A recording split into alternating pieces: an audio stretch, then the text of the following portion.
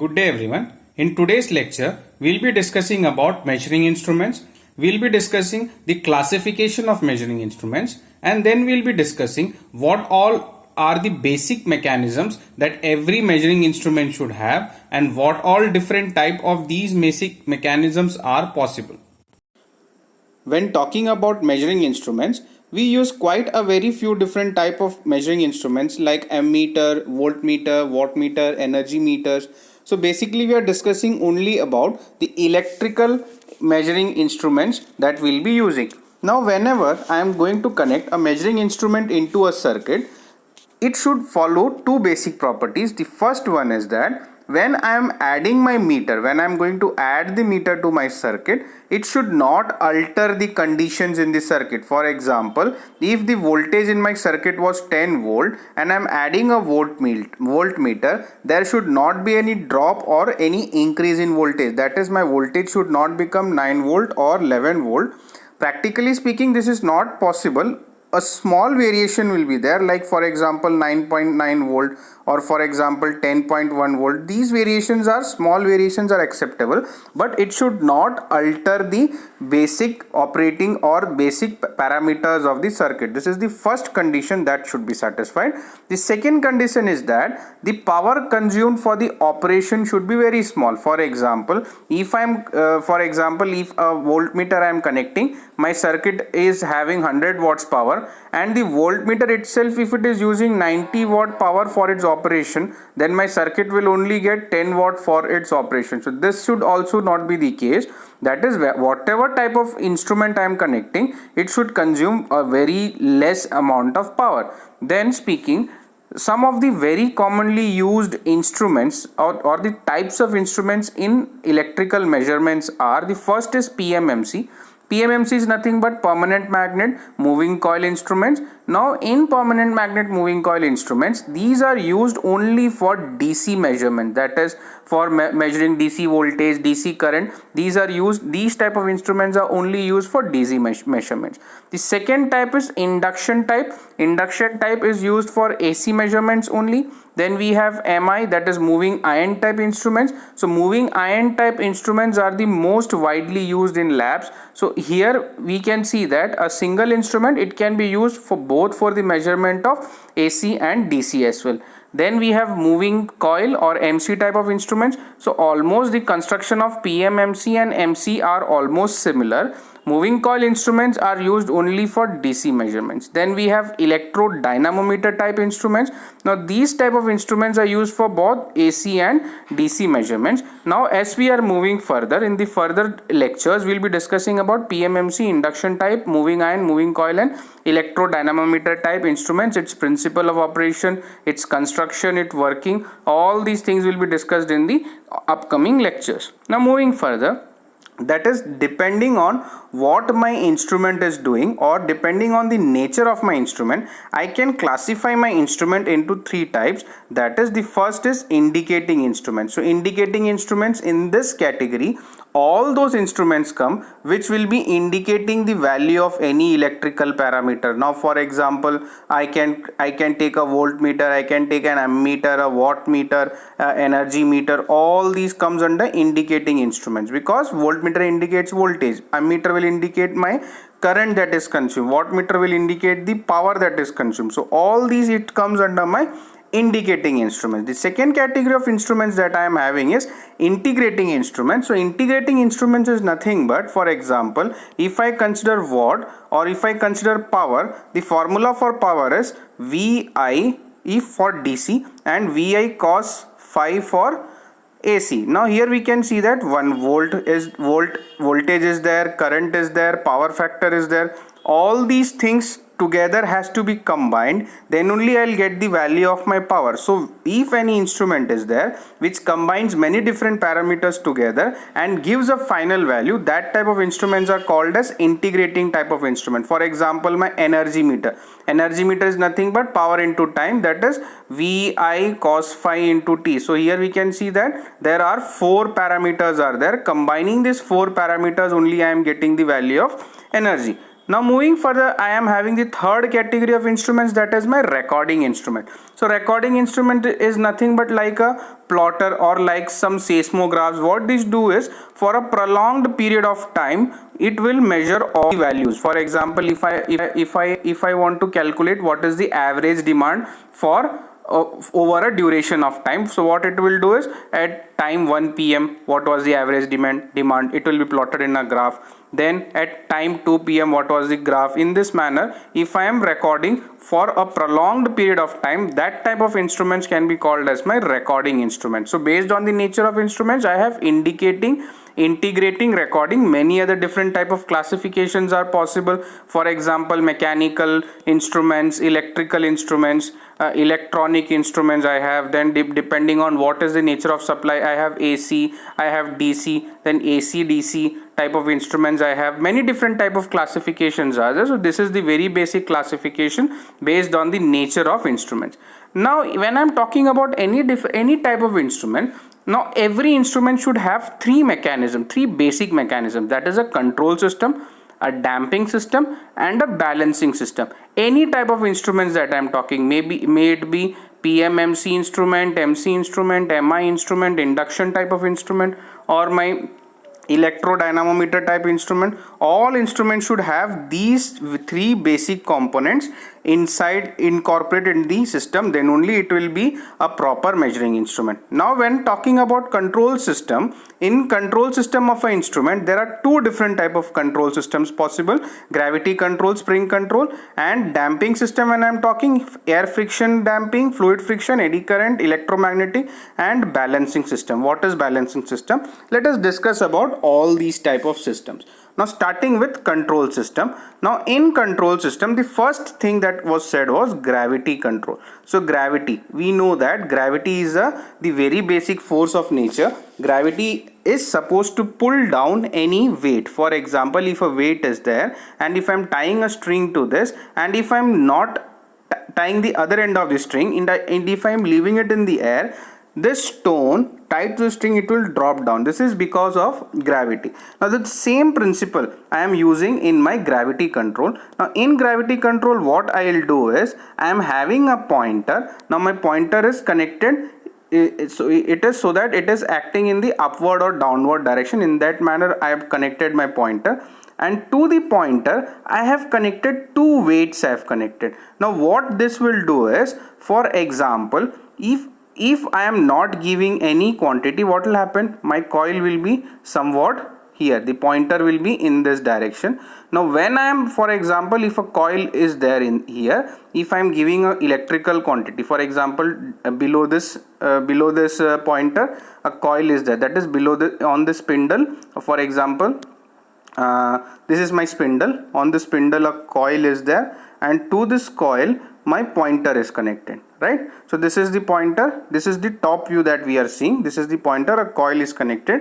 Now to the coil, if I am giving a supply, what will happen? Because of the magnetic force, this pointer is going to deflect. Now when this pointer is going to deflect, it will make the weights to move. Now when the force, the magnetic force that I was talking, when it is removed, what will happen?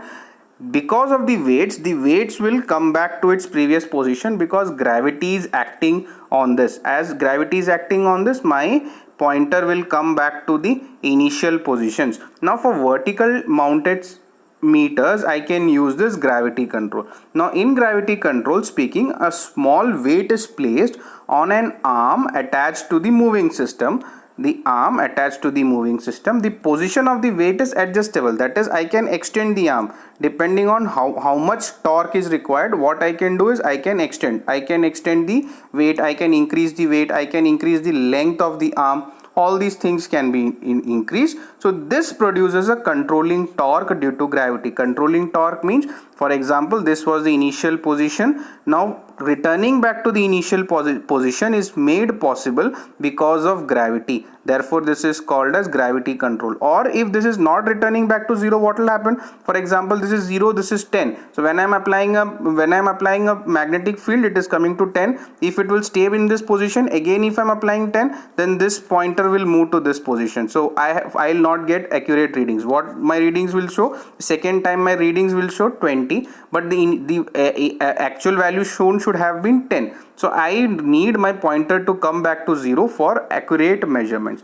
Now here we can see that from the initial position it is deflecting an angle theta. Now when it is deflecting at an angle theta and the length L is acting, the weight is acting for a length L. Now looking at this, I can clearly see that TC is equal to, I can say that it is kg sine theta. It is acting as the sine component, because the gravity is pulling back it in this direction, that is the sine component is acting. Therefore I can write it to be TC is equal to kg sine theta. So whenever I am talking about gravity control, one thing that I have to keep in mind is, for gravity control always my TC will be kg sine theta. Kg is constant, that is weight constant. Kg is nothing but W into L. We will not be concerned about the constant. We will have to keep this thing in mind. TC is equal to kg sine theta. The controlling torque can be varied by simply adjusting the position of control weight upon the arm which it carries. So this was the first type of control system, that is gravity control system. So whenever we are telling about gravity control system, TC we have to take TC is equal to kg sine theta. I am repeating this again because when we are deriving the torque equations, when we are moving further, when we will be discussing about PMMC, MC, MI type of instruments, there we have to derive the torque equation. So in torque equation I have to equate my deflecting torque and controlling torque. So at that time directly I will be considering this value, TC is equal to kg sine theta. The second type of control system that I have is spring control. So spring control is nothing but, so as I have said earlier, I am having a spindle, to that spindle a coil is rotated, and to this coil what happens, a pointer is connected, a rod is there, a coil is there, to this coil a pointer is connected. Now what we'll do is, here a spring is connected, a spiral type of spring is connected. Now for example, when we are using click pens, so in click pens also refill is there, one spring is there. So these springs are in this manner, that is its action, compression action will act in this manner, but these are spiral springs, its compression will act in this manner. Like in a measuring tape, these are springs which are called as hair springs, or these are helical springs. Now the hair springs are attached to the moving system. So as said, to the coil, this is the moving system, here a spring is attached and here a spring is attached. Now this hair spring is attached to the moving system. Now whenever I am talking about spring control, the springs that I am using, it should have some properties it should have. That is, these spring should be made of a material which is non-magnetic. Why non-magnetic? Because if it is magnetic, what will happen is, this spring will also start interacting with the magnetic force that is generated in my system. Second, it should not be prone to mechanical fatigue. Not be prone to mechanical fatigue means this will compress and this will expand. So compression and expansion, it has to go for many cycles. If for example, if this is not able to go for many cycles, what will happen is, this spring will break, and because of the breaking of the spring, my whole system will not function properly.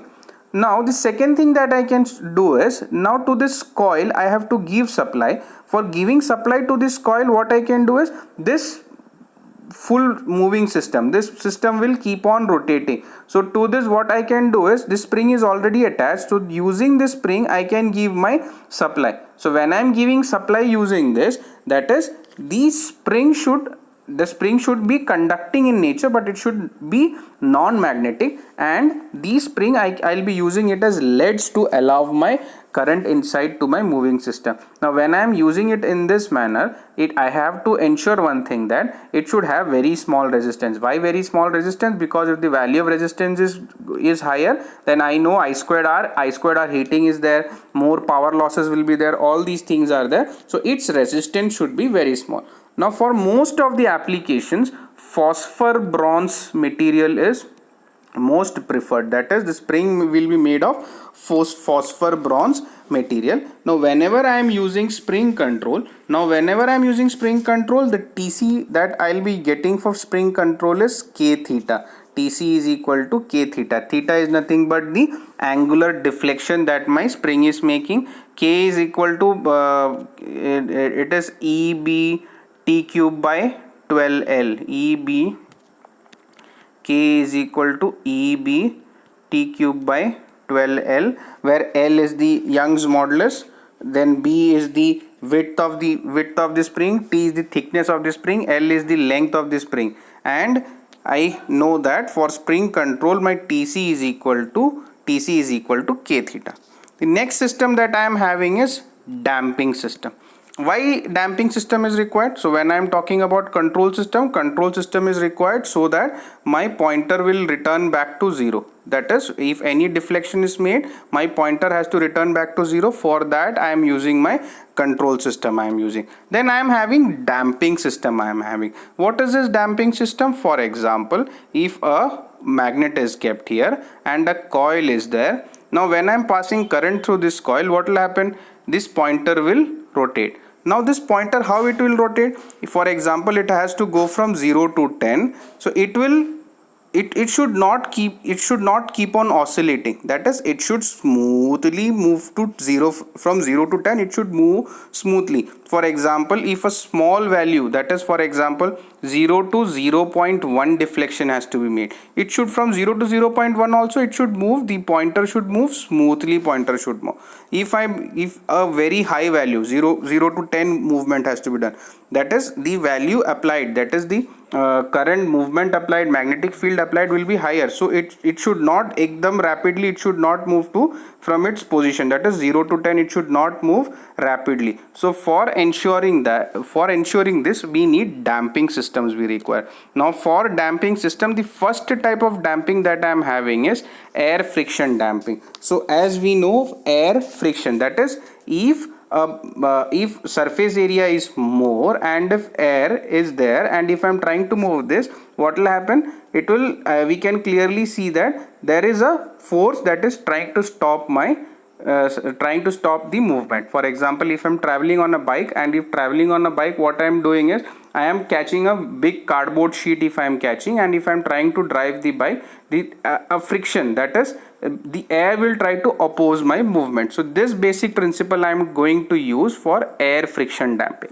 Now in air friction damping there are two type of systems possible. In the first system, when we see, there is a light aluminum piston, a piston is there and it is attached to a moving system. Now this is my pointer, this pointer is attached to the piston. The piston moves in a fixed air chamber, that is the piston, it is moving in an air chamber which is closed at one end. This is closed at one end. So what happens if the pointer is trying to move in this direction? What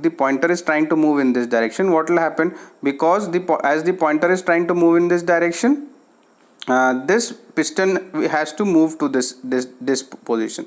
Now when piston is moving to this position, what will happen?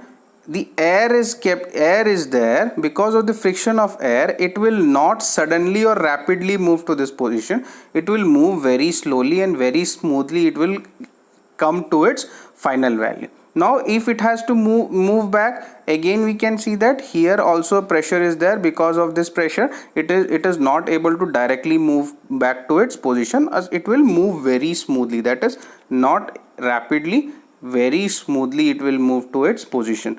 So this is the air friction damping. This is the first type of air friction damping. And the second type of air friction damping, it consists of a aluminium vane. Vane means a piece of aluminium, a rectangular piece or any type of piece of aluminium is attached to the moving system. Now this will move in a sector sector shaped air chamber. Now for example, in circle we have sectors we have for in circle. So in a sector shaped chamber, this vane is moving. So clearly it can be seen that there is air friction on both the ends. So this is also a closed type of chamber. Now on the top a covering plate is provided. So this is also a closed type of chamber. So this mechanism also provides for air friction damping. The second type of damping is fluid friction damping. Now in fluid friction damping, it is almost similar to the air friction damping. Here we can see that instead of air we are using some liquid, some fluids we are using. Now it is clearly we can see that a plate is there. This plate is trying to move inside the oil in this manner. This vane is trying to move inside the oil. A disc is attached to the moving system. This disc dips into an oil pot and it is submerged in the oil pot, and as the vanes are attached, these vanes try to move, and this fluid, it will oppose the movement of the vane. So in this manner I am getting a damping, and this type of damping I call it as fluid friction damping. The third type of damping that I am having is eddy current damping. Now as we know that eddy currents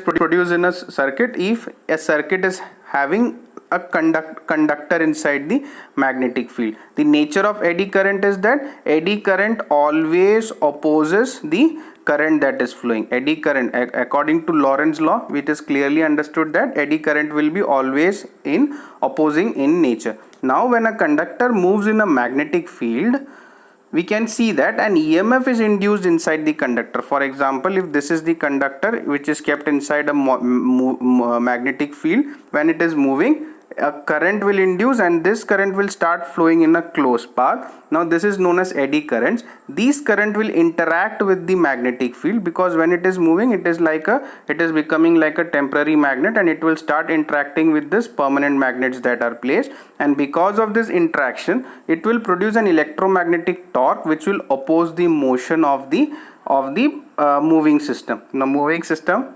because for example, if I want to wind a coil, for winding a coil I need to use a metallic piece. I need to use. Now this metallic piece is there inside the moving system, and because of this eddy currents will be induced, and this eddy current will oppose the torque. Now when I am talking about eddy current damping can be achieved in two manners. One is when I am using a metallic former, and the second is when I am using a disc. Now old type of energy meters, when we see, in that we have thin aluminum discs are there, which is attached to the moving system of the instrument, and it moves in the permanent magnet. So in using a disc I can achieve the eddy current damping, or using a metallic former I can achieve my eddy current damping. And the fourth type of dampings that is there is, it is electromagnetic damping. So in electromagnetic damping we can see that the movement of coil in magnetic field, it will produce a current in the coil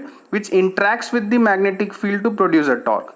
Now because as the coil is moving in the magnetic field, now for example, if a coil is there, now I was talking about the former. Now I am not talking about the former, I am talking about the coil that is wound on the former.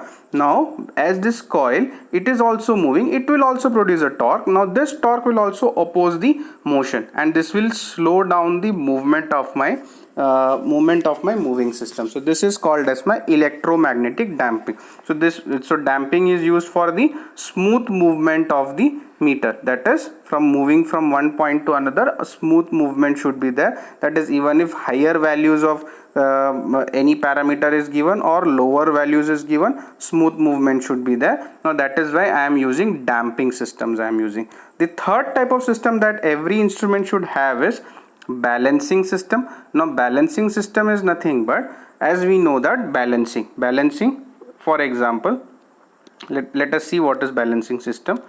This is my spindle. Now this spindle, it is attached to a bearing on the top, and the bottom it is attached to a bearing, and we can see that here some springs are connected. In the top and bottom some springs are connected. Here a pointer is there, and one coil is there. This is my coil. this is my pointer, and this is my spring. Now we can clearly see that the pointer is on one side. To the other side there is no weight. To this side there is no weight. So because of this, what will happen? The moving system will try to bend in this direction. Now when it is trying to bend in this direction, this portion of the bearing will damage, or it will wear out much. Because why? Because it is because of bending forces, or the weight is felt only on one portion. Now to counter react this, we need a balancing system. Now as we see that the damage on the bearing becomes uniform and symmetrical if the center of gravity of the weight of the moving parts coincide with the axis of the spindle. For example, this is the axis of the spindle. I have to ensure that my center of gravity is made equal. Now to make that center of gravity equal, what I will do is, I'll try to balance this force, and this balancing can be achieved by just adding to, I am extending a arm, and to this arm I am adding a counterweight. I am adding. Now when I am adding a counterweight to the opposite of the opposite arm of the pointer, now because of this counterweight, what will happen? It will try to balance this moving system. This is the complete moving system. The complete moving system will be balanced, and the stress on all the parts, as the center of gravity of the bearing of the moving system, everything is aligned, so there will be less wear and tear, and this system will work for a prolonged period of time. Now here we can see that, for example, if this is my pointer, this is the center of my pointer, what I can do is I can add a counterweight. So this is my counterweight, and this is the length of my arm. Now for example, what I can do is I can use a small weight, and the length of the arm will be great. Now when I am doing this, what will happen? A small weight at a large distance, it will increase the moment of inertia, and it will produce large damping torques. The torque value will be increased, because torque is equal to force into displacement, or force into length. For example, the force is the gravity that is acting, and d is the distance, because counterweight means on this a weight force due to gravity will act. So because of this, torque's value will be increased. Or what I can do is, the weight that I am using, its value I can increase, and I can try to reduce the value of the length. Now if a large weight is kept at a short distance, on the other hand, it will increase the total weight of the moving system. The weight of the moving system will increase. Again, it will create a problem, and it will